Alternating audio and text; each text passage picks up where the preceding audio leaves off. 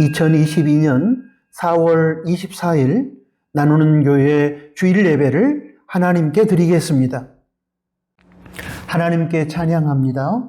찬양하라 내 영혼아. 함께 찬양하겠습니다.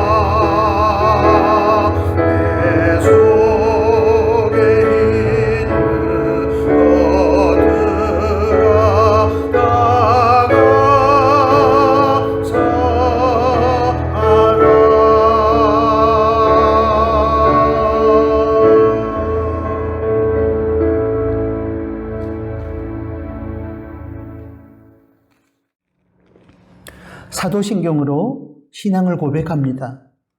전능하사 천지를 만드신 하나님 아버지를 내가 믿사오며 그 외아들 우리 주 예수 그리스도를 믿사오니 이는 성령으로 잉태하사 동정녀 마리아에게 나시고 본디오 빌라도에게 고난을 받으사 십자가에 못 박혀 죽으시고 장사한 지 사흘 만에 죽은 자 가운데서 다시 살아나시며 하늘에 오르사 전능하신 하나님 우편에 앉아 계시다가 저리로서 산자와 죽은 자를 심판하러 오시리라. 성령을 믿사오며 거룩한 공예와 성도가 서로 교통하는 것과 죄를 사하여 주시는 것과 몸이 다시 사는 것과 영원히 사는 것을 믿사옵나이다. 아멘. 예배를 위해서 기도하겠습니다. 하나님 아버지, 저희는 오늘 4월의 마지막 주일을 맞으며 감사 예배를 드리고 있습니다. 저희의 예배를 받아주시고 날마다 부활의 능력으로 살아가는 저희가 되게 하여 주십시오. 4월에 베풀어 주신 하나님의 은혜에 감사합니다. 4월 마무리도 주님 안에서 잘하게 하시고 가정의 달 5월을 믿음으로 맞이하는 저희 나누는 가족들이 되게 하여 주십시오. 하나님의 뜻을 따라 살지 못하고 우리 각자의 소견대로 고집하며 살았던 저희의 부끄러운 죄악을 회개합니다.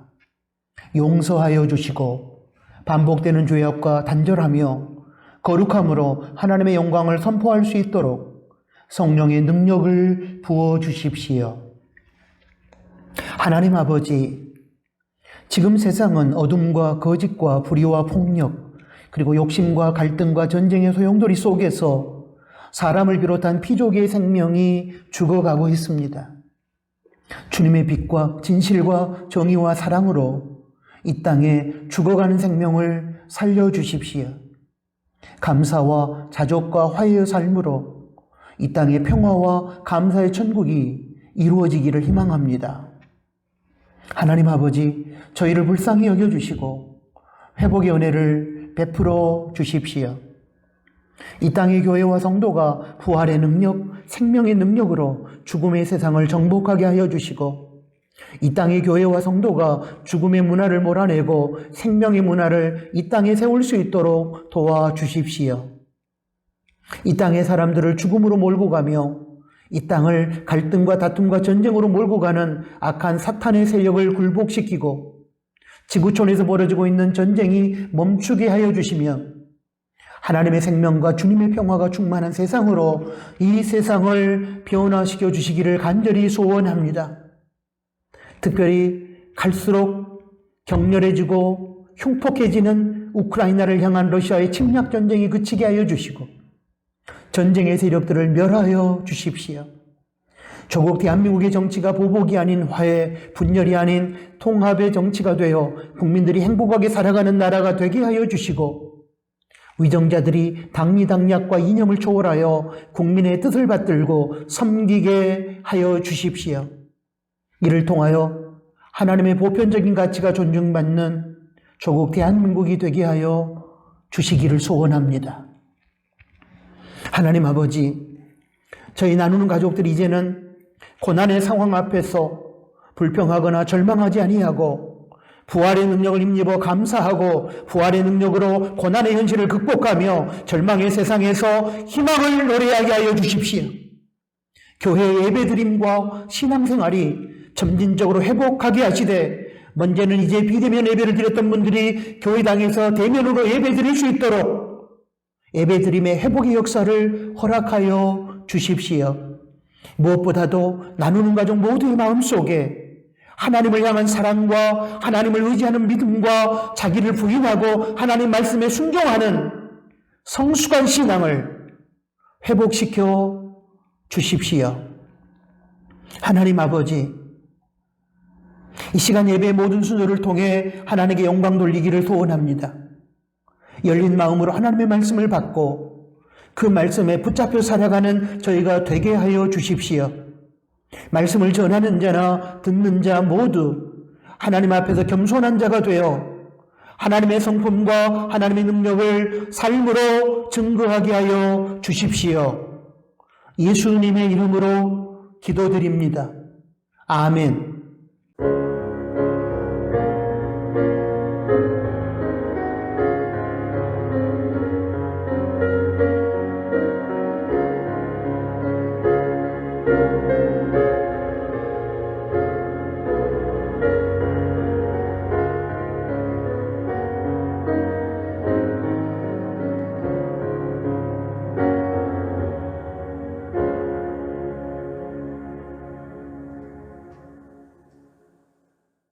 하나님께 봉헌드리겠습니다. 하나님의 것은 하나님께 돌려드려야 하고 또한 하나님의 것을 맡아 관리하는 중에 하나님께서 원하시면 언제든지 하나님 나라를 위하여 우리는 기쁨으로 내어드려야 합니다. 왜냐하면 하나님은 주인이시고 우리는 하나님의 것을 맡아 관리하는 청지기이기 때문입니다. 이런 차원에서 우리는 청지기로서 정직한 11조를 드리며 또한 하나님께서 원하시는 사역을 위하여 다양한 목적의 헌금을 하나님께 드리는 것입니다. 이처럼 하나님의 주인 되심을 인정하고 인간의 청지기됨을 선포하는 실체적 행위가 봉헌입니다. 봉헌의 시간을 통하여 주인 되신 하나님께서 영광을 받으시고 하나님의 나라가 확장될 것이며 하나님의 선한 뜻이 이 땅에서 이루어질 것입니다. 기도합니다. 하나님 아버지, 이 시간 하나님의 주인 되심과 저희의 청지기 됨을 인정하며 정직한 11조와 하나님 나라 확장을 위한 목적에 다양한 예물을 드립니다. 기쁘게 받아주시고 이 예물이 사용되는 곳마다 하나님의 생명의 역사가 나타나며 그로 인하여 하나님의 영광이 선포되고 또한 하나님의 은혜가 필요한 이 땅의 사람들이 하나님의 존재와 하나님의 사랑을 경험하는 소중한 기회가 되게 하여 주십시오. 드리는 성도의 삶에 하늘의 평강과 기쁨을 허락하시며 그들의 일상에 영육간의 풍성한 복을 받게 하여 주십시오. 그리고 받은 복을 누릴 뿐만 아니라 베풀고 나누며 살게 하여 주십시오.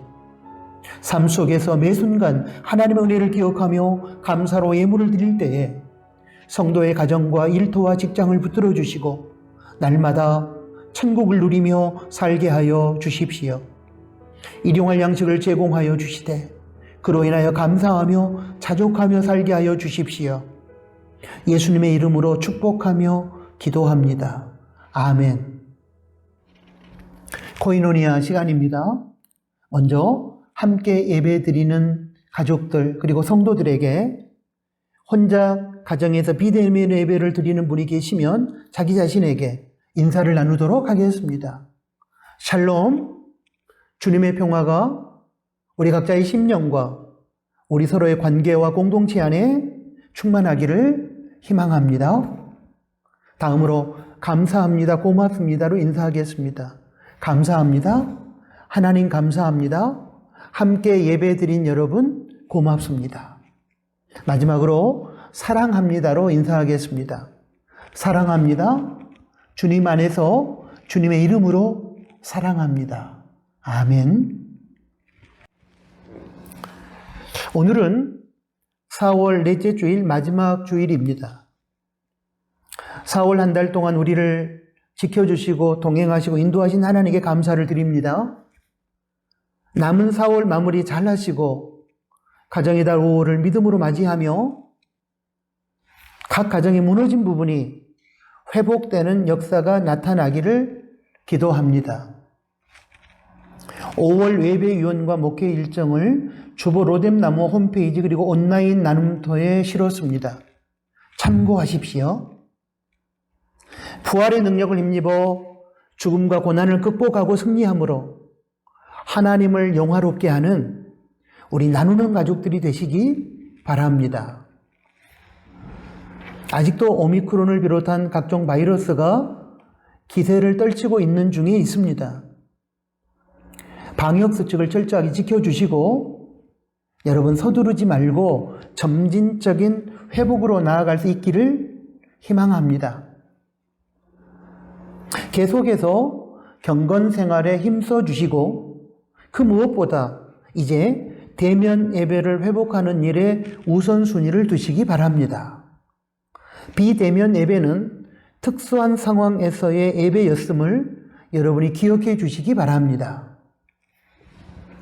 나누는 가족 성경 읽기 본문은 오늘 4월 24일 주일 현재 시편 105편입니다. 읽고 묵상한 내용은 온라인 나눔터에서 나누시기 바랍니다. 러시아의 우크라이나를 향한 침략 전쟁이 흉폭화되어져 가고 있습니다. 그 침략 전쟁이 속히 그치며 세계 분쟁의 지역마다 주님의 평화가 임할 수 있도록 여러분 계속 기도해 주시기를 부탁합니다. 다음 세대를 위한 기도는 영상의 그림 자료를 보시면서 여러분 계속해서 기도해 주시기를 부탁합니다. 오늘 코이노니아는 여기까지입니다. 하나님의 말씀을 봉독합니다. 두 군데 말씀을 보겠습니다. 먼저 출애굽기 1장 1절부터 14절까지 말씀입니다. 야곱과 함께 각기 권속을 데리고 애굽에 이른 이스라엘 아들들의 이름은 이러하니 르우벤과 시므온과 레위와 유다와 이사갈과 스불론과 베냐민과 단과 납달리와 갓과 아셀이요 이미 애굽에 있는 요셉까지 야곱의 혈속이 모두 70인이었더라. 요셉과 그의 모든 형제와 그 시대 사람은 다 죽었고 이스라엘 자손은 생육이 증다하고 번식하고 창성하고 심히 강대하여 온 땅에 가득하게 되었더라. 요셉을 알지 못하는 새 왕이 일어나서 애굽을 다스리더니 그가 그 신민에게 이르되 이 백성 이스라엘 자손이 우리보다 많고 강하도다. 자, 우리가 그들에게 대하여 지혜롭게 하자. 두렵건대 그들이 더 많게 되면 전쟁이 일어날 때에 우리 대적과 합하여 우리와 싸우고 이 땅에서 갈까 하노라 하고 감독들을 그들 위에 세우고 그들에게 무거운 짐을 지워 괴롭게 하여 그들로 바로를 위하여 국고성 미돔과 라암셋을 건축하게 하니라. 그러나 학대를 받을수록 더욱 번식하고 장성하니 애굽 사람이 이스라엘 자손을 인하여 근심하여 이스라엘 자손의 역사를 엄하게 하여 고역으로 그들의 생활을 괴롭게 하니 곧 흙 이기기와 벽돌 굽기와 농사의 여러 가지 일이라. 그 시키는 역사가 다 엄하였더라. 이제 로마서 1장 13절 말씀을 보겠습니다. 형제들아, 내가 여러 번 너희에게 가고자 한 것을 너희가 모르기를 원치 아니하노니 이는 너희 중에서도 다른 이방인 중에서와 같이 열매를 맺게 하려 함이로되 지금까지 길이 막혔도다. 아멘. 방금 봉독한 말씀들을 중심으로 오늘은 우연 그리고 섭리라는 제목으로 우리에게 들려주시는 하나님의 말씀을 받겠습니다. 사랑하는 나누는 교회 가족 여러분, 이 세상 모든 사건에는 하나님의 뜻이 있습니다. 결코 우연은 없습니다. 성도는 실존적으로도 하나님을 인식하고 경험해야 하지만 역사 속에서도 경륜을 펼치시는 하나님을 또한 인식하고 경험할 수 있어야 합니다. 인간의 역사에 개입하시고 다스리시고 이끌어 가신 하나님의 계획과 역사를 섭리라고 합니다. 웨스트민스터 신앙 고백은 하나님의 섭리에 대하여 이렇게 말합니다. 만물의 위대한 창조자이신 하나님께서는 모든 피조물들, 행동들, 그리고 일들을 가장 큰 것으로부터 가장 작은 것에 이르는 것조차 그의 지극히 지혜롭고 거룩한 섭리에 의하여 그의 무오한 예지 그리고 그 자신의 의지와 자유롭고 불변하는 계획에 따라 유지하시고 관리하시고 배정하시고 통치하시며 자신의 지혜와 능력과 공의와 선과 긍휼의 영광을 찬미하도록 하십니다.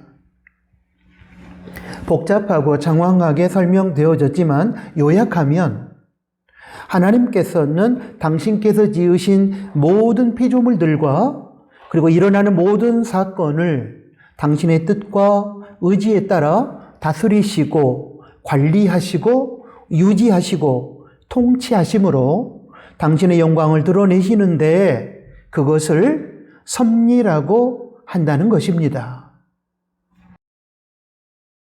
이러한 하나님의 섭리 안에서 결코 우연은 없습니다.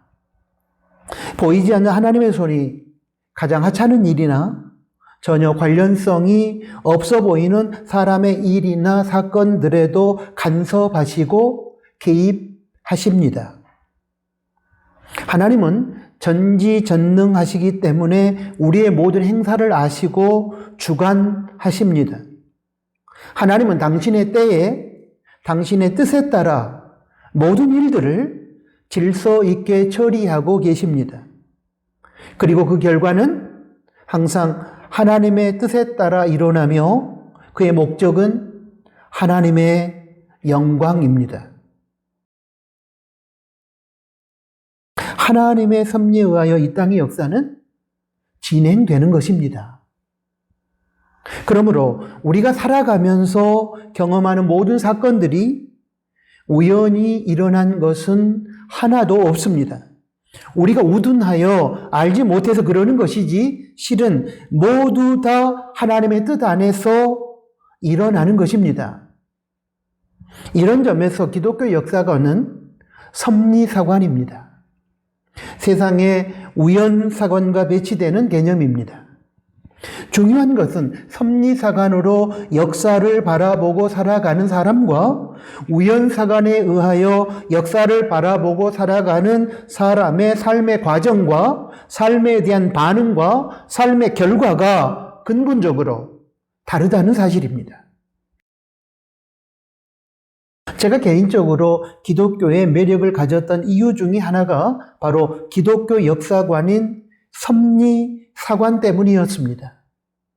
역사 속의 사건이나 제 인생에서 이해할 수 없었던 상황들이 오직 하나님의 섭리 시각, 하나님의 섭리사관에 의해서만 해석이 됩니다. 하나님의 섭리가 아니면 해석할 수도 없고 해석되지도 않는 사건들과 상황이 우리의 삶 속에는 너무도 많습니다. 그런데 이러한 모든 의문은 하나님의 섭리, 하나님의 섭리 시각, 섭리사관으로 바라볼 때 풀리게 됩니다.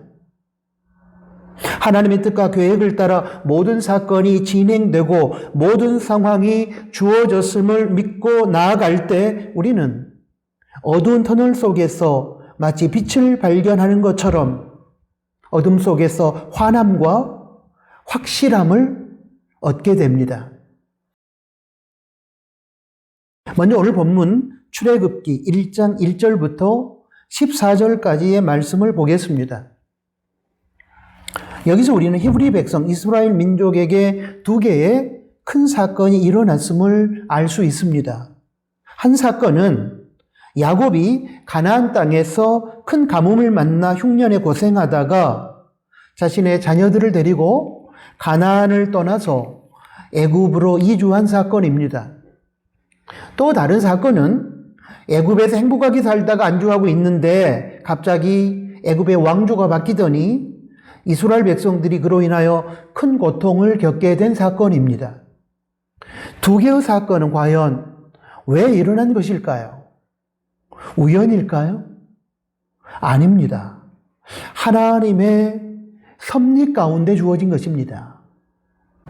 만약 우연이라고 한다면 이스라엘 백성들은 참 억울했을 것입니다. 어떻게 이 현실을 받아들여야 할지 답을 찾지 못했을 것입니다. 그러나 그러한 사건들 속에 하나님의 섭리가 숨어 있다면, 그리고 거기에 숨어 있는 하나님의 뜻을 찾고 발견하게만 된다면 고난의 환경 속에서도 새로운 희망을 가질 수 있을 것입니다. 일어설 수 있는 용기를 갖게 될 것입니다. 이제 어느 방향으로 나아갈 것인지에 대한 기준을 제공받을 수 있을 것입니다. 본문에 보면 가나안 땅에 큰 가뭄이 들어서 대흉년이 찾아왔습니다. 고난의 상황이 주어진 것입니다. 그런데 여기에 하나님의 뜻이 있었습니다. 애굽으로 이주시켜 큰 민족을 이루려 하는 하나님의 뜻이 있었던 것입니다. 먼저 요셉이 애굽의 노예로 팔려가게 하신 분도, 나중에 요셉을 국무총리로 세우신 분도, 그리고 결국 국무총리가 된 요셉으로 하여금 가뭄과 대흉년을 극복하게 하신 분도 하나님이셨습니다. 이스라엘 백성들이 곡창지대인 애굽의 나일강 주변에서 굶주리지 않고 큰 나라, 큰 민족으로 세워지도록 하기 위하여 하나님께서 미리 사전 작업을 하신 것입니다. 이러한 하나님의 숨어있는 섭리를 모른다면 이스라엘 백성들에게 있어서 가뭄은 그저 불평과 원망의 대상이 되는 사건이었을 것이고, 고향 가나안을 떠나는 것은 그 자체로 이스라엘 백성들을 절망에 빠뜨리는 사건이었을 것입니다. 가뭄과 야곱 가정에서 일어난 형들이 동생 요셉을 시기하여 애굽의 노예로 팔아먹은 비극적인 사건 때문에 고향 가나안을 떠나 애굽으로 이주해 온 이스라엘 백성들은 우여곡절 끝에 애굽에서 이제 큰 민족을 이루고 편안하게 살아가는 부강한 백성들이 되었습니다.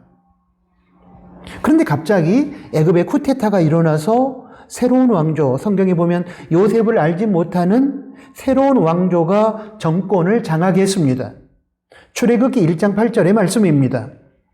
요셉을 알지 못하는 새 왕이 일어나서 애굽을 다스리더니, 그리고 새로운 왕조를 세운 바로는 이스라엘 백성들을 핍박하기 시작했습니다. 출애굽기 1장 9절부터 11절까지 말씀입니다. 보겠습니다. 먼저 9절입니다. 여기서 그는 새로운 왕 바로를 의미합니다. 그 신민, 여기서 신민은 애굽 백성을 말합니다. 그 신민에게 이르되 이 백성 이스라엘 자손이 우리보다 많고 강하도다. 10절입니다. 자, 우리가 그들에게 대하여 지혜롭게 하자. 두렵건대 그들이 더 많게 되면 전쟁이 일어날 때에 우리 대적들과 합하여 우리와 싸우고 이 땅에서 갈까 하노라. 11절입니다. 감독들을 그들 위에 세우고 그들에게 무거운 짐을 지워 괴롭게 하여 그들로 바로를 위하여 국고성 비돔과 람셋을 건축하게 하니라. 정치적인 목적 때문이었습니다. 이스라엘이 큰 민족을 이루었기 때문에 정치적으로 두려움을 느꼈습니다. 바로 왕은 혹시라도 다른 나라와 전쟁이 일어났을 경우에 이스라엘 백성들이 애굽의 대적, 애굽의 적군편에 서서 애굽과 싸우고 결국 애굽을 떠나 자신들의 고향 가나안으로 돌아갈 것이 두려워 바로 왕은 그렇게 하지 못하도록 이스라엘 백성들에게 무거운 짐을 부과한 것입니다. 사랑하는 교회 여러분, 이게 무슨 일입니까? 고향 가나안을 떠나 이주한 이방의 땅 애굽에서 이제 살만해지니 고난의 현실이 찾아온 것입니다. 여러분, 이 사건도 결코 우연이 아닙니다. 하나님의 뜻과 섭리 안에서 주어진 사건이었습니다. 이스라엘 민족이 애굽으로 이주해 온 것은 대흉년의 고난 속에서 이스라엘 백성이 죽지 않고 살아서 큰 민족이 되게 하시려는 하나님의 뜻과 섭리 때문이었습니다. 이제 그 목적은 달성되었습니다. 그러면 이제 가나안으로 돌아가야 하는데 이스라엘 민족은 크고 부강한 민족이 되어 평안한 삶을 살게 됨으로 인하여 고향에 돌아갈 생각도 잊어버렸던 것입니다. 편안한 현실의 삶이 안주한 나머지 고향 땅 가나안으로 돌아갈 생각을 망각한 것입니다. 그래서 하나님께서는 새로운 왕조 바로 왕을 통하여 이스라엘 민족을 핍박하게 하심으로 바로의 핍박을 피하여 이스라엘 민족 스스로가 고향으로 돌아가고 싶은 마음을 갖도록 하신 것입니다. 사랑하는 교회 여러분, 결코 우연은 없습니다. 모든 것이 다 하나님의 섭리에 의하여 움직이는 것입니다. 그러므로 고난에도 하나님의 뜻이 있습니다. 하나님의 뜻이 있음을 알고서 사건들을 보면 사건 자체에 일희일비하지 않게 됩니다. 하나님의 뜻이 있음을 믿고 하나님의 섭리 사관에 입각하여 사건을 바라보면 상황과 환경에 끌려다니지 않고 오히려 상황과 환경을 주도할 수 있습니다. 우연히 일어난 것이라고 생각하고 사건 자체만 바라보면 상황과 환경에 끌려다니는 노예와 같은 운명론적이고 부정적인 삶을 살 수밖에 없습니다.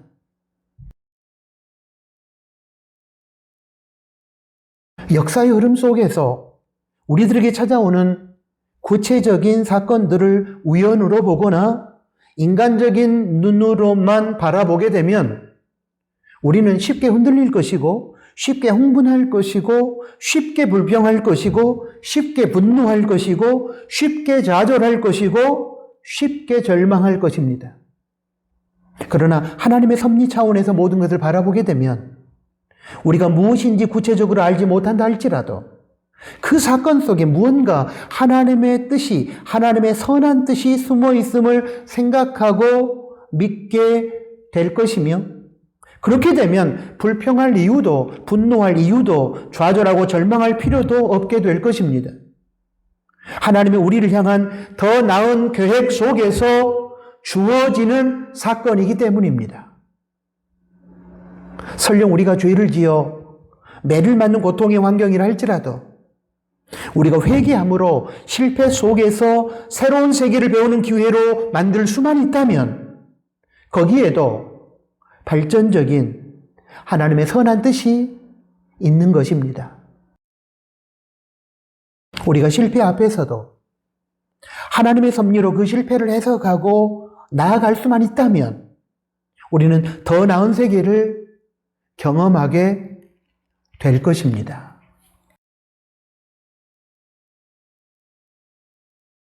계속해서 말씀드리지만 여러분, 세상에 우연은 없습니다.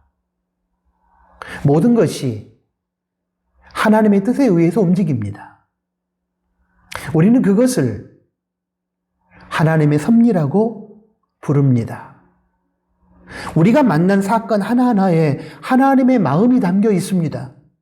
하나님의 계획과 뜻이 담겨 있습니다. 그러므로 이제는 하나님의 마음, 하나님의 눈을 가지고 우리에게 찾아온 사건을 바라보고 우리에게 펼쳐진 역사를 해석할 수 있어야 합니다. 그러면 고난의 현실과 실패 앞에서도 불평하거나 좌절하는 마음이 들지 않고 가슴을 뛰게 만드는 기대감이 찾아올 것입니다. 그리고 마침내 하나님의 뜻이 드러난 결론 앞에서 우리는 감사드리지 않을 수 없게 될 것입니다. 이제 오늘 두 번째 본문 로마서 1장 13절 말씀을 보겠습니다. 여기 보면 바울 사도는 실패와 막힘의 환경 앞에서도 마음을 지켜내므로 불평하지 않았습니다. 낭망하지 않았습니다. 포기하지 않았습니다. 대신에 하나님 안에서 기도하며 새로운 하나님의 뜻을 찾았고, 실패가 없었다면, 막힘이 없었다면 결코 이룰 수 없었던 놀라운 하나님의 역사를 이루게 됩니다. 바울은 본문에서도 우리가 알 수 있는 것처럼 로마로 가기를 원했습니다.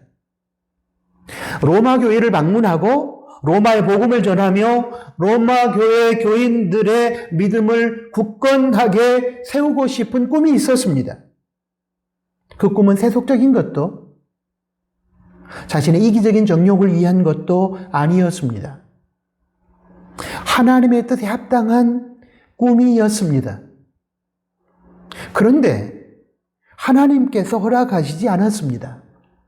로마서 1장 13절입니다. 형제들아, 내가 여러 번 너희에게 가고자 한 것을 너희가 모르기를 원치 아니하노니 이는 너희 중에서도 다른 이방인 중에서와 같이 열매를 맺게 하려 함이로되 지금까지 길이 막혔도다.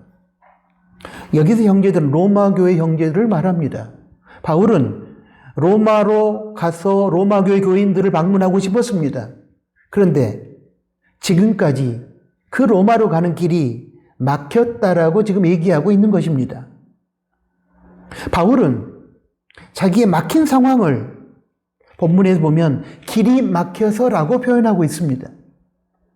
하나님의 뜻을 쫓아 로마 교회를 방문할 수 있기를 기도했는데 지금 당장은 그 꿈이 이루어지지 않은 것입니다. 로마서 1장 13절의 시점에서 보면 바울의 그 꿈은 아직 이루어지지 않았습니다. 인간적인 차원에서 보면 우리는 이런 것을 실패했다고 하고 막히는 상황이라고 얘기를 합니다. 이럴 때 대부분의 사람들은 불평하고 원망하고 낙담하고 좌절하고 자신의 계획을 포기합니다. 사탄이 인간을 사로잡을 때 주로 이러한 부정적인 사고, 부정적인 생각의 틀과 과정을 사용합니다.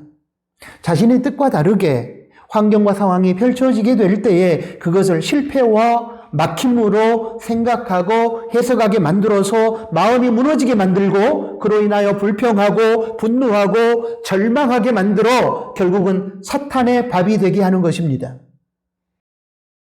그러나 성령의 사람은 이럴 때 기도하면서 하나님의 숨어있는 새로운 뜻을 찾습니다. 자신의 뜻과 다르게 펼쳐진 상황과 환경을 실패와 막힘으로 생각하거나 해석하지 않고 그렇기 때문에 결코 불평하거나 낙담하지 않습니다. 자신의 뜻과 다른 새로운 하나님의 선한 뜻이 있을 거라고 생각하고 그 뜻을 찾고 그 뜻을 구하고 기다립니다. 그리고 고난과 실패의 환경을 디딤돌로 삼아 새로운 세계를 열어가고 마침내 놀라운 하나님의 위대한 역사의 동역자가 됩니다. 사랑하는 교회 여러분, 바울의 로마로 가고 싶었던 꿈은 최소한 오늘 본문 내용의 시점에서 보면 이루어지지 않았습니다. 그러나 바울은 불평하거나 낙담하거나 결코 포기하지 않았습니다. 실패를 디딤돌로 삼아 새로운 하나님의 선한 뜻을 찾았고 그 일에 최선을 다했습니다. 그것이 바로 로마서를 기록하는 일이었습니다. 하나님은 바울의 실패, 바울의 뜻과 바울의 소원이었던 로마로 가는 길을 하나님께서 막으시는 것을 인간적으로 보았을 때는 바울의 실패로 볼 것입니다. 이러한 바울의 실패를 통하여 바울로 하여금 영감 있는 능력의 로마서를 기록하게 하셨습니다. 길이 막힌 상황 속에서 절망하지 아니하고 더 좋고 새로운 하나님의 선한 뜻을 발견하고 거기에 헌신함으로 역사를 열어가는 바울과 같은 사람을 우리는 창조적인 소수라고 부릅니다. 사랑하는 교회 여러분, 자신의 생각과 뜻과 다르게 길이 막힌 상황 가운데 있는 성도들이 있을 줄로 압니다. 그렇다면 또 다른 하나님의 선한 계획이 있음을 믿으시기 바랍니다. 우리가 지금은 구체적으로 자세히 알 수는 없지만 더 좋은 하나님의 선한 뜻이 있음을 믿으시기 바랍니다. 그리고 그것이 무엇인지 기도하면서 찾을 수 있기를 바랍니다. 절대로 불평하거나 낙담하거나 결코 포기하지 마십시오. 그것은 우리가 마귀의 전략에 놀아나는 것입니다. 하나님의 성령은 길이 막혀있는 우리들을 항상 새로운 세계로 향하게 하십니다. 하나님의 새로운 뜻을 그러므로 우리는 찾아야 합니다. 기도하면서 하나님의 때를 기다려야 합니다. 실패의 때를 원망하며 보내지 말고 새로운 기회를 위하여 준비하며 기다리고 새로운 희망을 가지고 오늘을 성실하게 살아내야 합니다. 그러면 하나님의 섭리 안에서 우리는 새로운 희망의 세계를 분명히 경험하게 될 것입니다. 하나님은 선하십니다. God is good. 하나님은 항상 선하십니다. God is good all the time. 사랑하는 교회 여러분, 하나님께서 항상 선하신 분이라는 사실을 믿으신다면 우리에게 찾아온 모든 사건 속에 하나님의 선한 뜻이 항상 담겨 있음을 믿으신다면 오늘 우리가 직면한 사건이 우리가 원하는 것과 거리가 멀고 고통스러울지라도 불평하거나 분노하거나 절망할 필요가 없을 것입니다. 왜냐하면 우리가 생각하는 것보다 훨씬 더 좋고 선한 하나님의 뜻을 하나님께서 우리에게 마침내 드러내 보여주시고 지금과 비교할 수 없는 희망의 세계로 우리를 이끌어 가실 것이기 때문입니다. 그러므로 인하여 위대한 하나님의 선한 역사를 이루실 것이기 때문입니다. 하나님의 섭리 세계를 보여주는 예화 하나를 소개하고 싶습니다. 교통사고로 다리가 잘린 선교사가 아프리카 식인종 마을에서 선교에 성공했다는 이야기인데 그 예화의 주제가 하나님의 섭리입니다. 아프리카로 선교하러 간 미국인 목사가 식인종들에게 둘러싸였습니다. 식인종들은 금방이라도 달려들어 그 선교사를 잡아먹을 듯한 기세였습니다.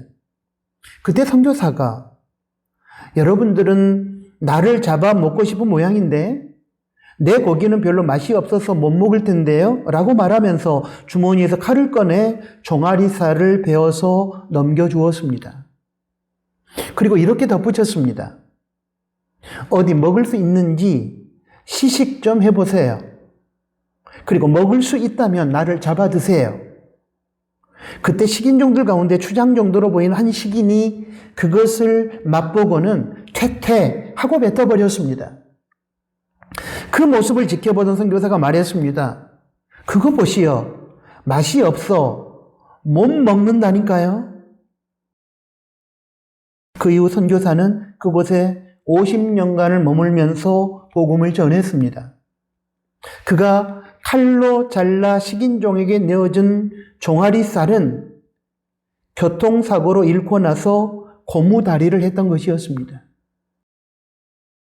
다리를 잃었을 때는 슬픔과 아픔과 아쉬움이 많았었고 그로 인해 그는 절망했었으나 선교사는 그렇게 잃어버린 다리 덕분에 생명을 구할 수 있었습니다. 선교지 현장에 목숨을 건 이 이야기 속에서 우리는 우리에게 주어진 모든 사건과 상황을 하나님의 섭리의 관점으로 바라봐야 한다는 도전을 받게 됩니다. 선교사에게 있어서 절망을 안겨주었던 그 교통사고가 후일 식인종들에게 복음을 전하는 선교 현장에서 선교사의 목숨을 구하는 이유가 될 줄을 누가 알았겠습니까? 이처럼 우리에게 찾아온 고난의 상황이 나중에 유익함으로 나타나는 것은 그 고난의 사건과 상황 속에 하나님의 선하신 뜻에 의한 섭리가 담겨 있기 때문입니다. 하나님께서 우리 인생에 형통한 날도 공고한 날도 주십니다. 이때 이러한 사건들을 바라보는 우리의 시각이 중요합니다. 모든 사건 속에는 우리가 알 수 없는 하나님의 뜻과 계획이 숨어 있습니다. 그리고 지난 후에 돌아보면 하나님의 뜻과 계획과 섭리 가운데 놀라운 세계가 펼쳐지게 되었음을 우리는 깨닫게 됩니다. 그러므로 어떤 상황에서든지 우리에게 주어진 현실을 우연이나 운명으로 받아들여 쉽게 절망하거나 포기해서는 안 될 것입니다. 대신에 하나님의 섭리 차원에서 고난의 현실을 바라보고 나중에 하나님의 선한 뜻이 나타날 줄로 기대하면서 오늘을 인내하며 성실하게 살아가야 할 것입니다. 섭리의 시각에서 인생을 바라보고 섭리 사관으로 역사를 해석하고 살아가는 사람은 자신 앞에 찾아오는 사건 하나하나에 일희일비하지 않고 진지하게 하나님의 뜻을 찾고 하나님의 뜻의 나타남을 기다리며 인내하면서 오늘을 성실하게 살아갑니다. 저와 여러분이 바로 그런 사람이었으면 좋겠습니다. 다시 한번 말씀드립니다. 기쁜 일이나 슬픈 일이든 형통의 순간이나 고난의 순간이든 여러분 우연은 없습니다. 모든 것은 하나님의 섭리에 따라 움직이고 진행됩니다. 그러므로 저와 여러분이 이러한 섭리의 시각으로 인생을 바라보고 섭리 사관으로 역사를 해석할 수 있는 창조적인 소수로 살아갈 수 있기를 축복합니다. 다산 정약용 선생에게 강진으로의 귀향살이가 없었다면 그는 주옥 같은 도서들을 저술하지 못했을 것입니다. 다윗에게 있어서 아둘람 굴에서의 고난의 시간이 없었다면 이스라엘의 과도기에 이스라엘의 어두운 새벽을 깨우는 위대한 역사는 없었을 것입니다. 바울에게 있어서 로마로 가는 길이 막히지 않았다면 영감 있는 위대한 로마서는 탄생하지 않았을지도 모를 일입니다. 사랑하는 교회 여러분, 우리는 어떻습니까? 우리는 길이 막힐 때에 어떻게 반응하고 응전하고 있을까요? 바울처럼 로마서를 쓰고 있을까요? 다윗처럼 새벽을 깨우는 꿈을 갖고 키우고 준비하고 있을까요? 다산 정약용 선생처럼 후세에 엄청난 영향력을 끼치는 도서를 저술하고 있을까요? 어쩌면 우리가 원치 않는 현재 고난의 상황이 바울과 다윗과 정약용 선생처럼 우리로 하여금 새로운 하나님의 세계를 열어가도록 만들어주는 귀한 기회가 될 수 있을지 모릅니다. 사랑하는 교회 여러분, 실패와 고난의 현실 앞에서 우리가 어떻게 반응을 하고 어떤 마음의 자세를 가지고 임하느냐에 따라 우리 인생의 승패가 결정될 뿐만 아니라 우리가 속한 공동체의 미래가 달라진다는 사실을 분명히 기억해 주십시오. 길이 막혔습니까? 불평, 낙담, 그리고 포기하지 마십시오.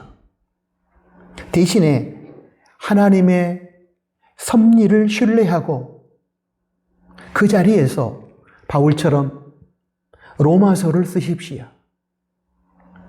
로마로 가고 싶어 했던 자신의 뜻이 이루어지지 않았을 때 불평, 낙심 포기하지 않고 주어진 자리에서 섭리에 따라 하나님의 보다 선한 뜻의 구현을 위해 인내하며 성실하게 헌신했던 바울을 기억해 주십시오. 항상 하나님은 선하시다는 믿음을 가지고 길이 막힌 상황을 불평하지 말고 더 좋은 하나님의 뜻을 찾고 그 뜻의 성취를 기다리며 오늘을 인내하며 성실하게 임하시기 바랍니다. 그렇게 할 수 있다면 우리는 여러분 창조적인 소수가 맞습니다. 창조적인 우리를 통해 하나님께서는 역사를 발전시켜 나갈 것입니다. 하나님은 오늘도 창조적인 소수를 통하여 일하십니다. 하나님께서는 우리가 환경에 끌려가지 않고 마음을 하나님의 성령으로 다스려서 길이 막힌 상황 속에서도 새로운 하나님의 역사를 이루어가는 창조적인 소수로 살아가기를 원하십니다. 하나님의 섭리를 믿고 항상 선하신 하나님의 뜻을 추구하며 그 선한 뜻을 우리 각자의 삶을 통해 구현해내는 저와 여러분이 될 수 있기를 희망합니다. 아멘. 하나님 아버지, 오늘 주신 말씀을 감사합니다. 역사의 사건이나 우리에게 찾아오는 상황을 우연으로 해석하거나 운명론처럼 해석하여 쉽게 불평하고 좌절하고 낙담하고 절망하고 포기했던 우리들, 이제는 모든 사건과 모든 상황 속에 하나님의 선하신 뜻이 담겨 있음을 저희들이 깨닫고 그 하나님의 선한 뜻을 구하고 찾고 기다리면서 하나님의 섭리를 따라 주어진 삶에 최선을 다하여 그렇게 살아감으로 하나님께 영광을 돌리고 새로운 역사를 열어가는 저희 나누는 가족들이 되게 하여 주십시오. 예수님의 이름으로 기도합니다. 아멘. 하나님께 파송 찬양을 드립니다. 오늘 주신 말씀을 생각하면서 여기에 모인 우리 함께 찬양합니다.